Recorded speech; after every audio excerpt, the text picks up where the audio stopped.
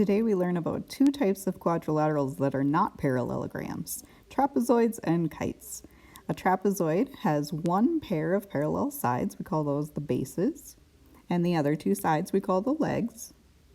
An isosceles trapezoid is a special type of trapezoid, so it still has those parallels, but for an isosceles trapezoid, those legs are congruent to each other. On this graph we have a quadrilateral, but can we tell if it's a trapezoid or not? Well, the definition of a trapezoid says that we need to have those parallel sides. How do we check for parallel? We check the slope of each side. Since we have a picture, I think I'm just going to count the rise over run, but remember you could use the slope formula too. RS goes up 1 over 2. ST goes down 1 over 1, down 1 over 1, or down 2 over 2. So the slope is -1. OT goes up 2 over 4, which reduces to 1 over 2. Also could think of that as up 1 over 2, up 1 over 2. And then RO is a vertical side, so the slope is undefined. We found two slopes that were the same, so now we know that we have just that one pair of sides that is parallel. So yes, this is a trapezoid. So now, is it an isosceles trapezoid? We would need to check to see if it has congruent legs. And so we're going to be looking for lengths or distances. And we'll want to find the length of the two legs, which would be RO and ST. And to find length, we would use the distance formula. I think I'll pass on using the distance formula for side RO because it's nice and vertical. I can just count the squares. 1, 2, 3.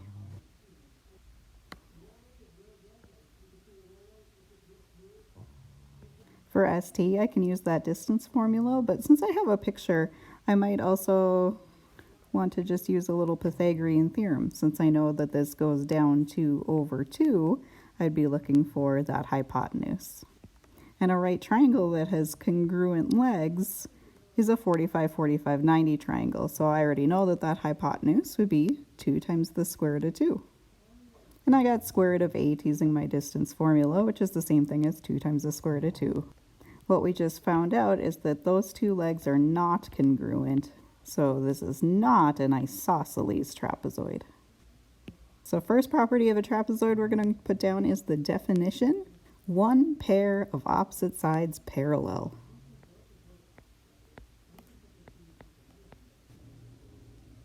And then from the definition, the fact that those two sides are parallel, we have some same side interior angles that'll be supplementary too. This pair will be supplementary and this pair will be supplementary. Two pairs of consecutive angles are supplementary.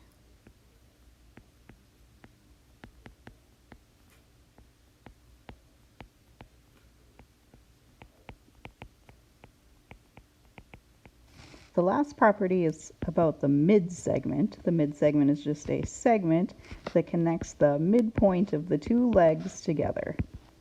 We had a mid-segment theorem for triangles.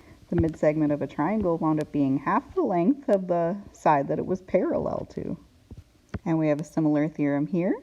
The mid-segment of a trapezoid is parallel to both of those bases. And then the length is just the average of the two base lengths. So if we look at this first example, it's going to be parallel to the bases, and then its length, mn, will be 12 plus 28 divided by 2, just the average of 12 and 28, which is 20. The fact that all three of these segments are parallel is also nice because then we would know that this angle is congruent to this angle, and this angle is congruent to this angle. And then we see that linear pair that would be supplementary, just like these interior angles are supplementary. On this example, they're asking us to find this length, and 9 plus that length divided by 2 would equal 12. We could multiply both sides by 2 and subtract 9, and we get 15. Now another way to think of that is we could see how this goes up by 3. Well, then this one would also have to go up by 3 because they're evenly spaced. So again, x would be 15. So let's make a note about the mid-segment of a trapezoid. parallel to the bases,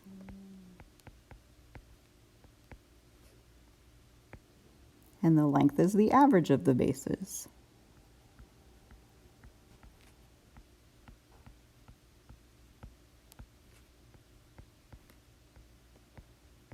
For the properties of our isosceles trapezoid, that first one's going to come from the definition that one pair of opposite sides is congruent.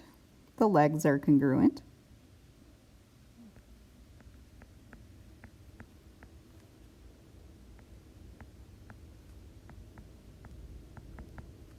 And part of the definition too is that it is a trapezoid. So you might have guessed property number 4 is that it's going to inherit all 3 trapezoid properties.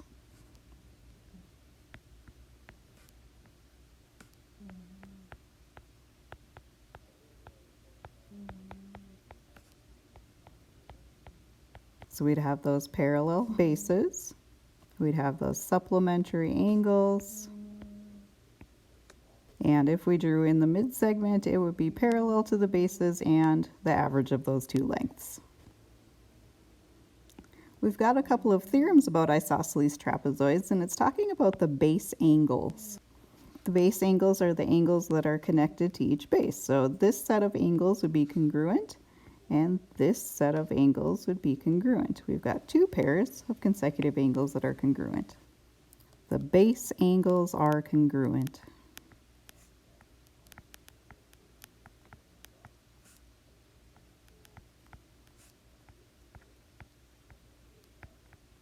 And this isosceles trapezoid has those diagonals drawn in, so there's a nice property there. They don't bisect each other. These 2 lengths are not the same. They don't really cut the angles in half. They're not perpendicular, but since isosceles trapezoids have that nice symmetry to them, they are the same length. Just like a rectangle, the diagonals are congruent.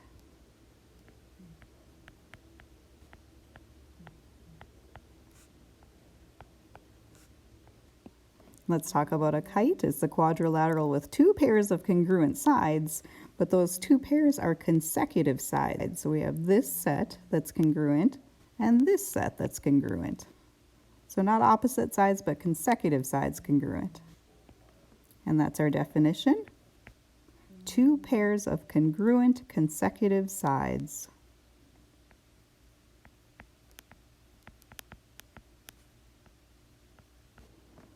The diagonals of a kite always meet at a nice right angle. The diagonals are perpendicular.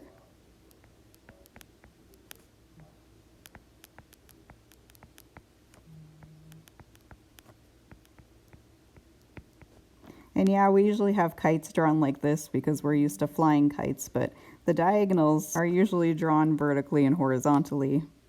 But they still do connect those opposite vertices, so we still call them diagonals. So diagonals being perpendicular is one theorem for kites, and the other theorem for kites is that exactly 1 pair of opposite angles are congruent. On our picture here would be this set of angles that is congruent. 1 pair of opposite angles congruent.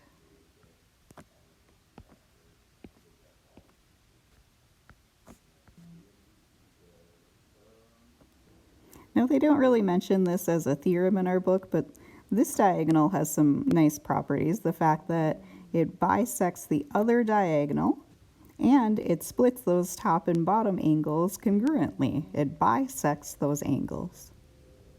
So I'm just going to make a note of that on here. You can add it to yours if you'd like. I'll call it the line of symmetry diagonal. The line of symmetry diagonal bisects the other diagonal and the angles.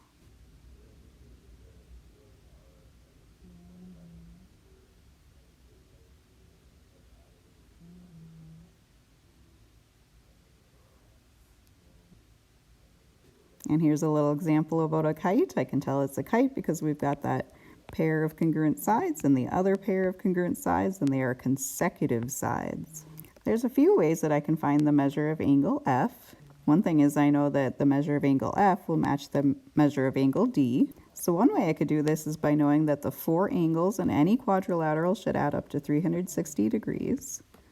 I could subtract off what's already used up.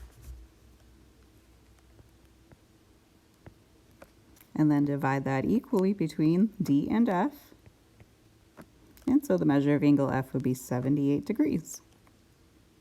Another way I thought of was if that vertical diagonal splits those two angles on the top and the bottom, I could actually look at the triangle to figure it out. 62 plus 40 is 102, so that would leave 78 degrees in that triangle for angle F. And that's everything that I know about trapezoids and kites.